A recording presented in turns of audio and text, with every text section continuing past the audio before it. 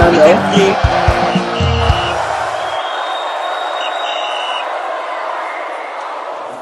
Hello guys, good morning to you and welcome to the channel Final, which is the channel that keeps you fresh and updated concerning spotlight related stories from fans' reaction to pre and post match analysis and of course in-depth match analysis. Hey, Baba. Yeah, good morning to you. You're welcome. Yes, be kind enough to join us across all social media platforms on Facebook, TikTok, Twitter, Instagram, and of course our YouTube page as Final Whistle 931. Make sure you subscribe to the channel. Anyway, the D-Day is here. The Unity Cup is all about this time around. You understand, picking up medals no matter the magnitude of the award.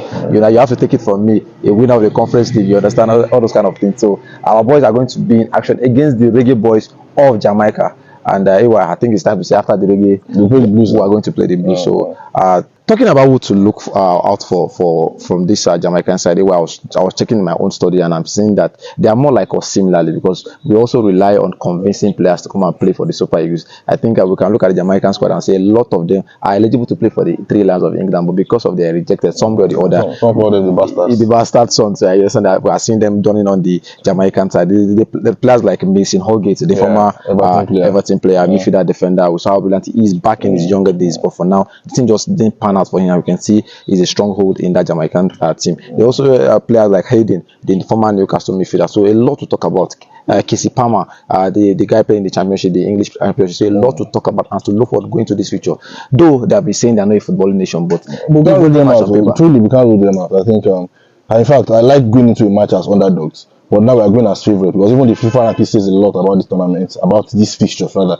So I think going into the final, I think it's all about it means a lot to these boys. Coming from the wake of back-to-back disappointment that we've had from the World Cup qualifiers that we missed out in the last one against Ghana in Abuja here, and then the last AFCON final that we played that we lost against because after scoring first, and it is looking like the World Cup is going to fade off from my hands. So I think the boys have to give the fans back home and right there something to cheer up for. That's what I think. So I think they know what is at stake. At least enjoy the game. We are not playing against a very technical or good side like Ghanaian side. We're not taking away from the Reggae Boys. They have a very good technical crew.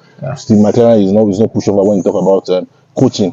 We have seen it all at the highest level of football. So I think they have a very good technical team headed by Steve McLaren, but not taking anything away. They qualified by beating TNT 3-2. So I think they have good attacking play. You mentioned some of their players, but they have their defensive vulnerabilities because they were 2-2.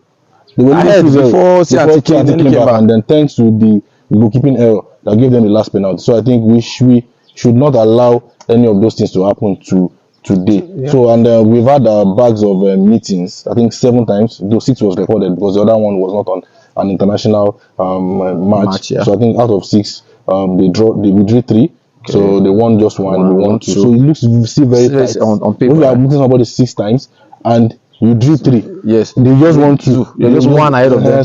So why are we saying they're not a footballing country? So I think we know. I think the most one that most Nigerians will remember was in 1998 when Rashidi Yekini scored his final goal for the Super Eagles. That record is still the record that Victor Osimhen is chasing right now. That is that 5th goal for the Super Eagles. So and then in 2002 we had a 1-0 win over them. We met in 2003 in London, and then again in 2004 in the Unity Cup.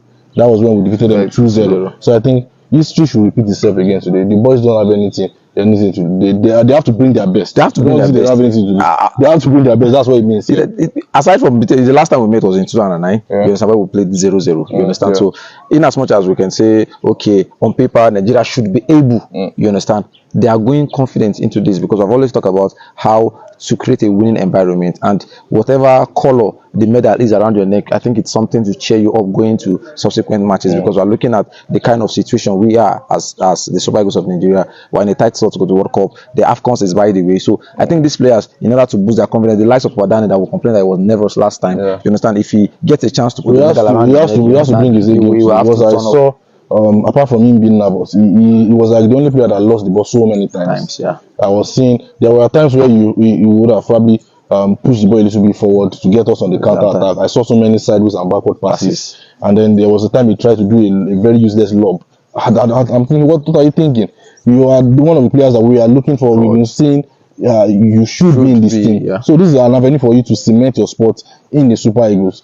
Whether we like it or not, the Wilfred Ndidi and the Frank Oyeka face would also face up one time. Who are the players that we are going to be looking at? So I really want him to step up today. And then for the players that have not gotten minutes, like Isaac Xavier, like Adamu Abubakar, they are very good players too. I think they should get minutes today. Nathan Teller too as well should get minutes today. So I really think they should get minutes today. And then the other guy from the captain of Ikorodu United, Wale. So I think all of them should get minutes as far as this tournament is concerned. Yes, I was actually going there that we can't talk about the players without talking about the managers, especially because it's as if one was on the list to get the job. You understand that Steve McLaren before Chelle finally get the job. So it's as if me coming out to show what I can do against one of the players you would have actually given the job. You understand? But I've only talked about the experience back then when they were still vying for the job and everything. And it's safe to say that Chelle is going to this fixture confident because he has coached 3 matches for the Super Eagles now.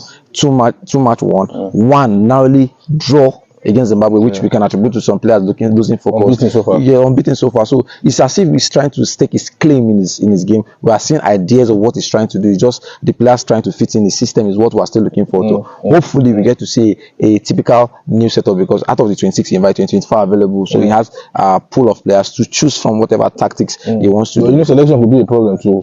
Sometimes once you have a lot of this thing. What I'm also going to advise them, whoever gets enough to start, like I said the last time, make sure you do the job like we did in the first half. The chances might not come, but once it comes, just get it so that we can actually do a lot of solution. Because Solution is back. You saw him yesterday, so he wants to. He trained with the team yesterday. He also needs to get to play too. So we want to see all of those inclusion. So who says if they do the job, maybe 2 or 3-0 in the first half, you can see a lot of changes to effect with everything. Changes, and then I really don't want to see a second half that would be devoid of what we saw in the first leg of Ghana match. We've had it back to back now that we always just sleep throughout the second half, and then you allow your opponents to always come back. And the truth is, they are very good with the wings. The Jamaicans are very strong and very they have players that have good speed. Yeah, athleticism. You understand? Yeah. So I feel like they should know how to curtail those wing plays that they want to do. So and then going forward into this tournament, Chukwu is as we see him very instrumental in last time. He has to be instrumental today again. So we want to see him. Whether Nathan Teller or Moise Simon should probably get in order. I don't know whatever the coach is thinking, but I'm sure he will still probably stick to the last time formation I like. Also a little bit of changes. We might just probably say a little of changes because you don't change your winning side.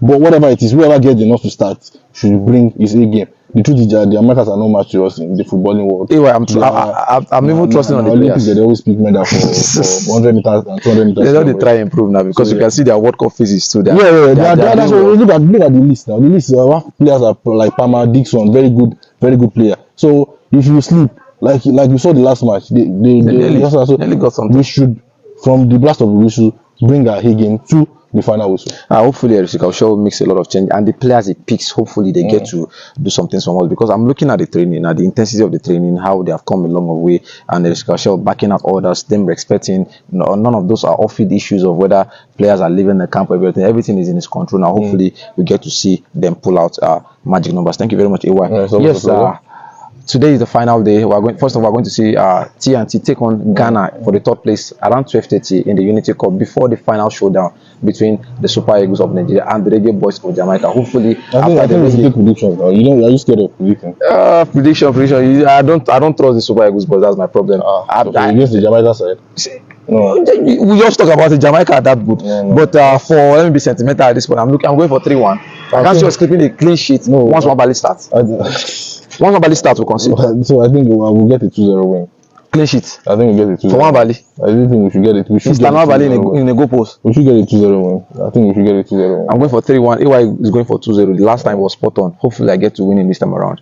Hopefully there's a gift. You get to give me a gift if I'm correct. You give me any last time. I did some kind of things, but that's by the way. You have refused to bob your head. Last time you said you were going to bob your head. I said if we qualify for the World Cup. I'm not qualified. Just one might be one. I shaved this off now. Okay, I'm going to qualify. You bob it. Molo.